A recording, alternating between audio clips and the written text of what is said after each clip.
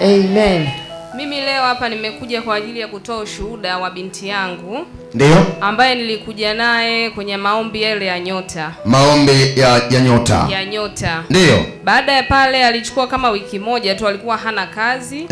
Akapata kazi. Baada tu ya maombi ya nyota alikuwa hana kazi. Alikuwa hana kazi. Ndio. Akapata kazi. Amepata kazi. Ndio, kuna siku moja ulikuwa live akakwambia, baba nimepata kazi. Ndio.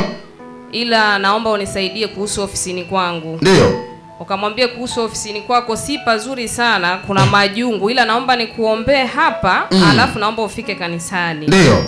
Lakini naona hajapata nafasi, kila Jumapili huwa anaingia kazini. Anaingia kazini. Lakini baba wenzio ambao anaingia nao kazini wako watatu wanapokezana. Wanamwambia kwamba unakuja na dawa gani ukiwa na zamu? Wanamuuliza unakuja na dawa gani? Yes, ukiwa na zamu yako. Yaani ni anauza. Wao hawajawahi kuuza siku ikiingia zamu yake hizo siku 4. Wanaona anatumia dawa. Wamemuuliza wenzie, unatumia dawa gani ukiwa zamu yako? Ndiyo mtumishi. Ongeza makofi. Amen. Wakuulize na wewe unatumia dawa gani siku ya leo? Wakikuuliza waambie ni yule Yesu akana.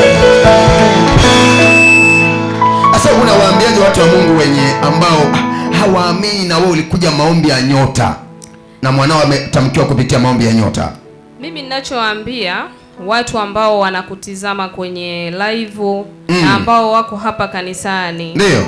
Neno la Mungu baba anapotoa tuliamini, kwa sababu ni maneno anapewa kutoka kwa Mungu na yeye ndo anatupatia sisi.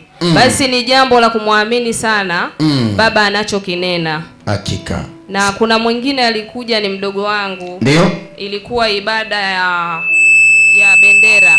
Ilikuwa ni ibada ya bendera. Ilikuwa ibada ya bendera, sikuwepo. Ndio.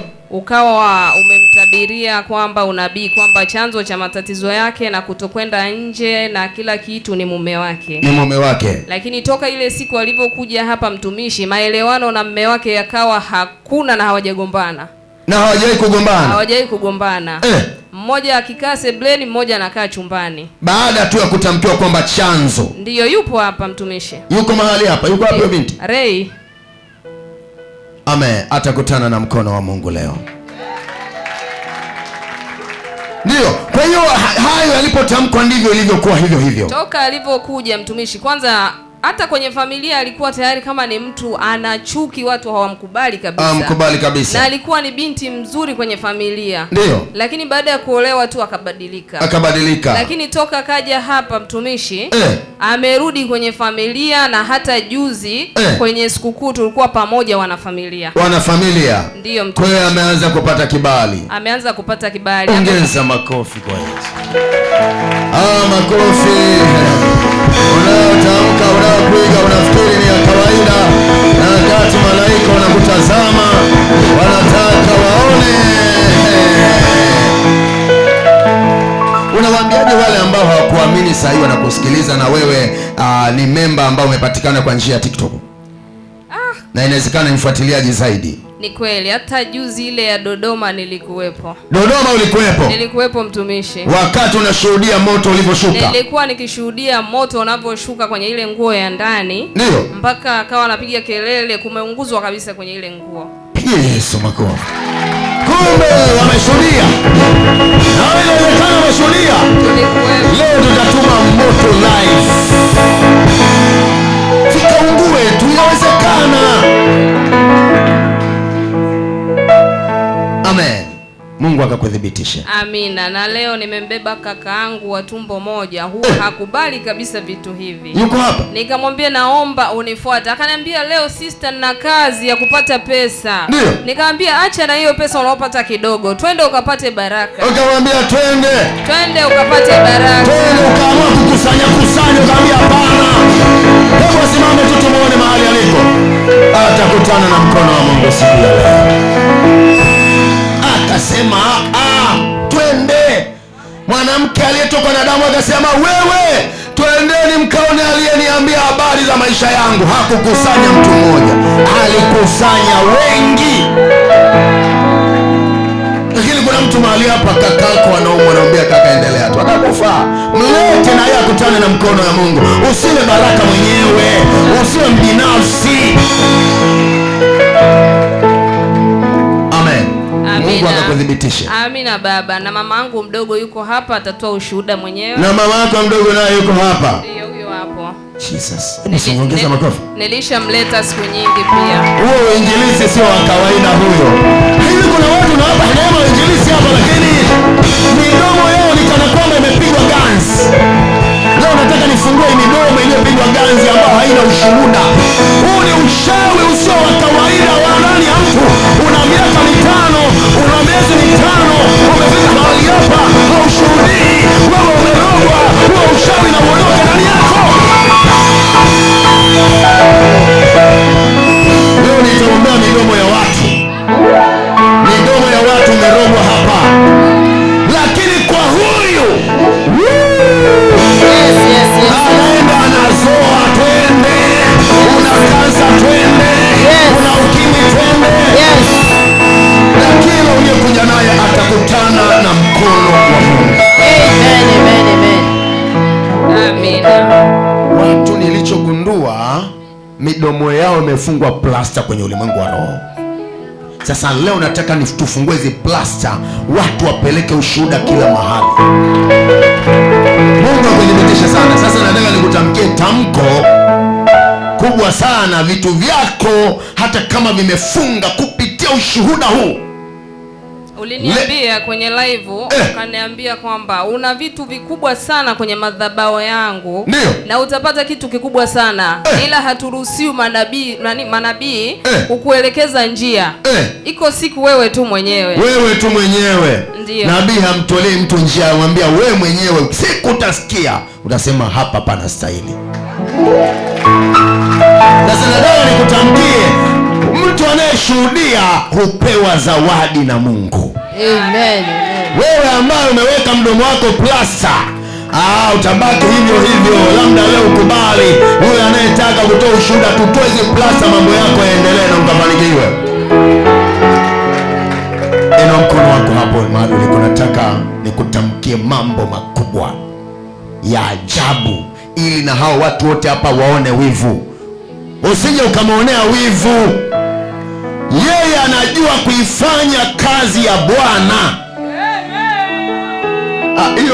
Hicho kinyongo na huo wivu wako ndo nataka moyo wako umie zaidi kwa sababu yake. Nataka umie zaidi, upate maumivu, ili kesho na wewe ukashuhudie, uje na mimi nikutamkie kama huyu ninavyonitamkia siku ya leo. Haipaswi unyamaze. Mimi nasema sasa, mkinyamaza mawe yatainuka, yatapiga makelele, yatapiga makelele. Kuna watu watainuka, watasema Yesu ni Bwana. Inua mikono yako. Baba, hatokuwa chini. Maisha yake na malango yake na yakawe wazi usiku kucha. Neno lako kama linavyosema katika Kumbukumbu la Torati 28, Mungu natamka kapu lake likajae, kapu la mafanikio likajae. Kinywa cha ushuhuda hiki ambacho kimeshuhudia zaidi ya watu 5 hayuko hapa. Bwana, na mtabiri habari ya huduma yake ya uinjilisti ikaongezeke ndani yake, na kila atakapokanyaga ardhi iseme huyu ni mtumishi wa Bwana. Kila atakapokanyaga ardhi iseme huyu amebarikiwa. Kila atakapokanyaga wachawi watetemeke kwa ajili yake. Na achilia hayo mafuta asubuhi ya leo. Hatokaa chini tena. Hiyo roho aliyodharauliwa, inawezekana kuna wazo aliwaza habari ya biashara. Hiyo biashara leo nalijaza hilo kapu, nalijaza hilo kapu, nalijaza hilo kapu katika jina la Yesu Kristo. Imekuwa Jesus. Amen. Nenda ukafanikiwe. Amen. Sasa tunatakiwa tuwe kama. Sasa ukija niambie nabii, na wewe usisite usema na mimi nimekuja na wakwangu, nitakwambia njoo hapa niweka mikono na kubariki. Mungu akufanikishe. Karibu mwingine. Asante. Namalizia mtumishi. Ndio. Kuna ile juzi juzi nilikwambia mtumishi, nilikuwa na sikukuu nyumbani kwangu. Ulikuwa na sikukuu nyumbani kwako? Yeah. Tuliongea kwa njia ya mtandao. Tuliongea kwenye mtandao. Ndio. Nilikuwa na familia yangu na nikakwambia kwamba kuna baadhi ya nguo zangu zimebebwa. Zimepotea. Ndio, ukawa umenipa unabii. Sasa kuna wengine tupo nao hapa wakawa wanahitaji wasikie ule unabii ambao ulinipa nikiwa peke yangu mtumishi. Uliuliza swali gani siku hiyo? Niliuliza mtumishi, kati ya watu tuliokuwa hapa nyumbani ni mtu gani aliondoka na nguo zangu? Mdada mwembamba mweupe. Mdada mwembamba ndiye aliondoka. Inapaswa mwambie ni kuna nabii ameniambia nirejeshe nguo zangu. Nimemwambia kakataa. Ndiye huyo mdada unamfahamu? Kuna mtu ambaye anamjua kwa kati ya watu ulikuja nao? Ndio. Sema mama. Ray njoo. Ngoja nimpe direction ndogo. Ray, anaitwa Ray. Ray anaitwa Rahma. Rahma. Kuna mtu mmoja mwembamba. Anaongea sana. Anavaa nguo ndefu. Like kama mabuibui. Baibui. Nguo ndefu. Anaongea sana. Mwambieni awape vitu vyenu. Mwambie nabii ameambiwa na Bwana urudishe. Umesikia? Sawa. Hiki ninachozungumza huyo mtu umemwelewa? Nimemuelewa ndio. Umemwelewa? Anaongea sana. Ndio. Zaidi. Kinywa chake akikaa hapo anaongea mno. Ni kweli. Huyo ndiye aliyechukua hizo nguo. Mwambieni arejeshe. Inua mkono wako sema, "Rejesha!" Moto uko uliko kuwakie sasa hivi. Imekuwa. Uliza tu, hakuna ambaye atakuzuia. Aliyekuibia hata kama amekuibia yuko wapi? Njoo hapa uliza, atakwambia